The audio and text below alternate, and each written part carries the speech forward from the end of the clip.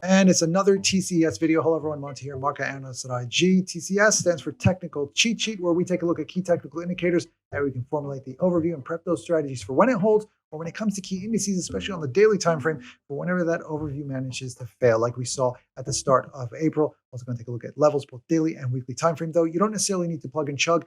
We got the daily market, IG's daily market report releasing Monday through Friday in case you're interested in the levels on any day of the week. And also for the weekly time frame, IG's weekly market report releasing every Monday. Also releasing on Monday, IG's weekly sentiment report, though here we are going to take a look at where traders stand for this particular market, and they're on exact opposite ends at the start of this week. I'm not making it up. It's just what it was at the start of this week. Also fundamental considerations, given it is a week where we've got quite a number of items and on multiple fronts. It's going to get started. Dow 30 key technical boxes, by the way, generally neutral where they aren't conflicting. Price beneath all its main short-term weekly moving averages, but above all its main long-term ones.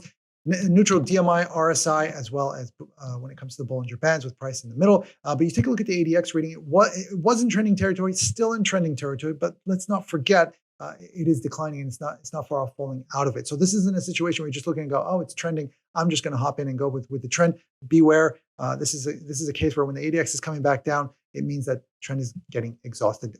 For an overview on the weekly time frame, we're still sticking with the bull average. Now, I get the pullback at the start of April. We're incorporating a lot more historic price action, which you don't get on a daily time frame. That's why on the daily time frame, it's not bull average, even if we did see a bit of gains, which we'll get to in a bit. But it's managed. You know, it's thankful that in this case that it can incorporate some of that historic pricing data, and that means that when it comes to both conformists and contrarians, for conformists, it's either buy breakout off the weekly first resistance, buy after significant reversal off the first support. But here's the thing, even though these are weekly levels, right, and there's quite a gap between the RSP and the first, if price for whatever reason reaches the, for example, the first resistance or the first support right before a significant fundamental, like the FOMC policy announcement, it doesn't mean that these levels are going to hold. Market makers are going to withdraw. Now, this is a bigger problem when you get to the daily time frame, but it is still something you want to know on the weekly. Should price reach those levels just before a fundamental event? Otherwise, absent that, you can go for either conformist or contrarian, which they did outperform. Sell breakouts outperformed at the start of April because the overview was bullish at the time as well. More so. I mean, a lot of technical boxes were green at the time, and then you had the pullback. And when the pullback happened, it was contrarians that outperformed. Whether or not conformists actually were able to trigger, because it wasn't always via a significant reversal off the first support, and that's the whole point, right? When you're working with either a channel or with a bull average overview, you're not looking to just hop in and go for a buy off the first support right away. You want to wait for a significant reversal so you don't get stopped out in the event of a move even lower. But contrarian sell breakouts did have their moment in the sun, but then afterwards, as soon as price managed to find its footing, find some support, it's been a bit of a struggle, and sell breakouts have obviously been at risk. RSP to first resistance, remember, weekly time frame, so there are going to be larger 489 points where first resistance to stop loss, depending on where you set your take profit. We want to go for a risk reward ratio, ideally more than 1-to-1, right? 1-to-2, if not 1-to-3. But you're looking at around 244 points. So what about on a daily time frame? Now here, it's generally a story of neutral technical boxes, with the exception of the DMI. Plotted all this over here. You can see the negative DMI, decent enough margin over the positive DMI to say that it's in negative territory. ADX, by the way, there are those who take it between 20 to 25 as being trending. I like to be on the safe side. I'm going to take it 25 and above, and that means for now, not showing a propensity to trend. You add it all up and you put it together, and it's a bit blurred between cautious consolidation and when the volatility first struck, the overview shifted to consolidation volatile, and breakouts managed to outperform. They usually outperform whenever you have an initial burst of volatility, but then all of a sudden the levels start to adjust because the levels are calculated based on recent history. So if the levels are adjusting, that means that in the beginning, you'll see breakouts do very well on that initial breakdown, for example, or that initial volatility. But afterwards, once the levels start to adjust, they start to struggle a little bit in terms of finding follow through. But here's the thing. Now, conformists would be selling first resistance via significant reversal, buying first support after a significant reversal. Contrarians are those of you going, no, I think this isn't going to hold. We're going to move to a new zone. I'm going to go with the breakouts off the first resistance and first support. Remember, these are daily levels. They're much narrower. And in a week where we got a lot of fundamental items. So two things to note here. First off, traders prepping for fundamental items this week that can easily push things past daily levels. I mean, weekly, it's a bit more difficult, but daily, especially when the news is about to break and market makers withdraw their volatility and the volumes get light on the exchanges, on the markets, it means it's very, very easy to kick it in one direction or another. And that means that daily levels usually don't stand much of a chance. So if we're looking at technicals alone, cautious consolidation, you factor in any of the fundamental events that could kick things past. You definitely want to, keep things ready and at least keep an open mind from a contrarian standpoint. And the second thing is that an overview shift may not be that far off. So it was bull average in the past. We had this pullback. It shifted to consolidation volatile. Now that levels have generally caught up to some extent, it's a more cautious consolidation. But is it showing signs of resting here, price? And that's not the case. And that means that as a result, you may have to be ready to shift to a new zone. Now, how does it happen? A lot of times you've got, consolidated moves, just session after session, bam, bam. And then you have a move to a new zone. I'll show you guys in the chart what I mean by that. But that's a lot of times how it usually works. And what that means is that if we're looking at it from day to day, again, you have your stop loss ready if you're going opposite, but you just want to be very cautious going opposite. And that, once we go to a new zone, there are going to be that 1 or 2 days where contrarians may outperform. And the fact that we've got fundamental events, it might cause, even though it's not technical in nature, it might cause a move to a new zone. And that's the reason why contrarians are going to be at the ready, depending, of course, on how much the results veer far from expectations. So RSP to first resistance, 260 points. Again, narrower than the weekly, which is why you got to be cautious, as well as from first to SL 130. As I mentioned, you don't need to necessarily plug and chug because it is going to differ from day to day. So if you're looking at this on Tuesday, Wednesday, Thursday, the difference is there is going to be a slight difference. And that's the reason why feel free to reach out with regards to getting IG's daily market report to get the levels for this, as well as for key indices, key commodities, gold and oil, and for the FX majors. Let's go on and take a look at sentiment, though. Exact opposite. IG clients, outer circles for the start of this week, inner circle start of last week, dropping from 64 to 61%, whereas for COT speculators, dropping from 70%, they were in heavy buy territory, to 61% on a drop in long, as with a simultaneous increase in shorts. Going to go ahead and plot this onto the chart. Now, the dotted lines correspond to the left axis as percent long. So whenever percent long as percentage buy. So whenever you see the dotted line go above this red dotted line, the red dotted line is 50-50. So if you see the green or blue dotted line go above the red dotted, it means they're now majority buy at this point in time. Whenever you see it below, it means they're majority sell. Blue dotted for IG clients, green dotted for institutional or COT speculators. And what you can see over here, what I really like about, starting with the green dotted line for COT speculators, what I really like about it for the Dow 30 is you notice that there's a much higher correlation with momentum and a lot more to do with positioning and trading versus what we see with the S&P 500 and the NASDAQ, where it had a bit more to do with hedging and so on and so forth. I do like the fact that, we had this move over here. They went with it. The price went up. They shifted to majority buy, took it up into heavy buy territory.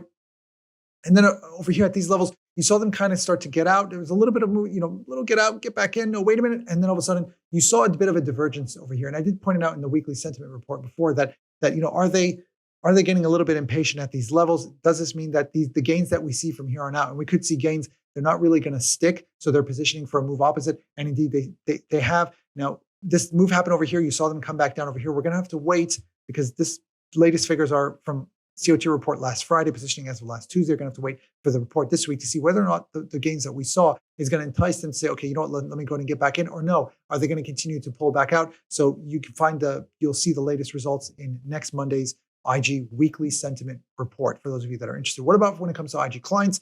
Prices went up. You saw the longs get out, shorts initiated, and they went into extreme sell territory, and they stayed there for quite some time, trying to work their way out when prices got up to these levels. Now, here's the thing. When you have a back and forth, it gives a chance for a lot of traders to work their way out. Even those that have been squeezed a little bit with those sell positions, if they still have the financial firepower, they're going to try and average their way out. And indeed, they tried to do that at these levels. So this was seen as, even though it moved higher and it made fresh record high, the way it happened was in such a way that it provided a relief to a lot of these traders and these range traders to be able to work their way out of it. And of course, this moved right over here, and then you saw them drop. And I'm going to zoom into the daily time frame to show you guys how close it got, because when you look in the weekly time frame, that's an average for the whole week. If you look at the daily time frame, they weren't that far off from shifting from majority sell to majority buy. They were sell this whole time, and that means that during this period, the past 3-4 months, they were beneficiaries of these moves. Prior to that, they weren't, because when you're range trading the move, the one thing you don't mind a move from a lower price to a higher price, but you don't want it to happen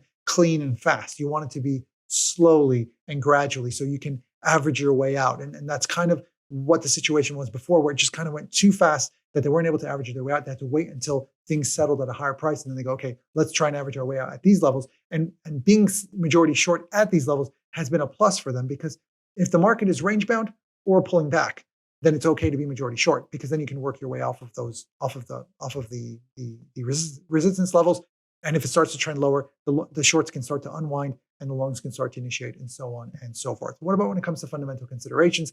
I look in terms of flows. You look at the items out of LSEG or Bank of America's flow show, so on and so forth. It's been a story of generally relatively contained outflows out of equities in general over the past 4 weeks. Nothing to really worry about just yet.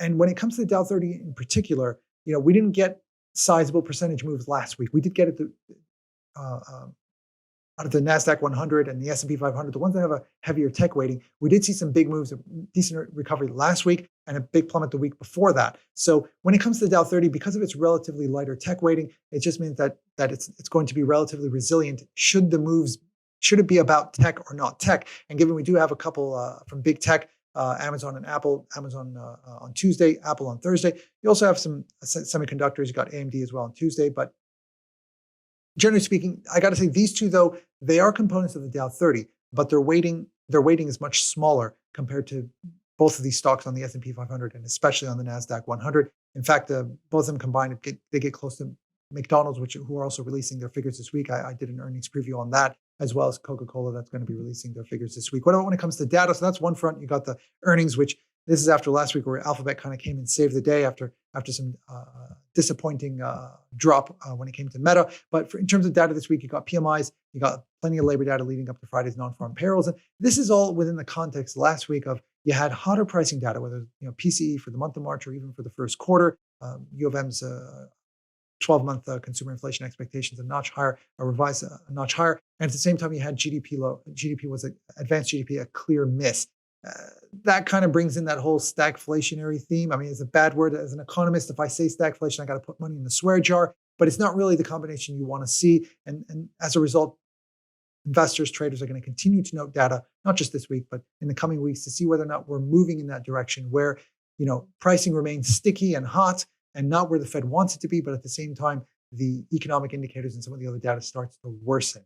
And speaking of the Fed, you got FOMC this Wednesday expected to hold. If there was a dot, there's no dot plot this week. We have to wait till June. But if there was a dot plot, I think it's fair to say that it wouldn't be 3 rate cuts this year. It would be less than that. And so for market pricing, courtesy of CME's Fed Watch, looking at first rate cut via majority September, if not, depending on what happens on Wednesday, depending on the data, how it might push out first rate cut from September to potentially November. And also the matter of, in the past, at the start of the year, we were looking at 100, 6. Some of them were saying, 7 rate cuts. And now where we stand in terms of market pricing, close to potentially just 1 cut. There is a door open. It's close to 50-50, a coin toss on getting a second one, but it's very, there isn't much of a margin there. And no doubt what comes out of the FOMC in terms of the data, that can obviously tilt those market pricing.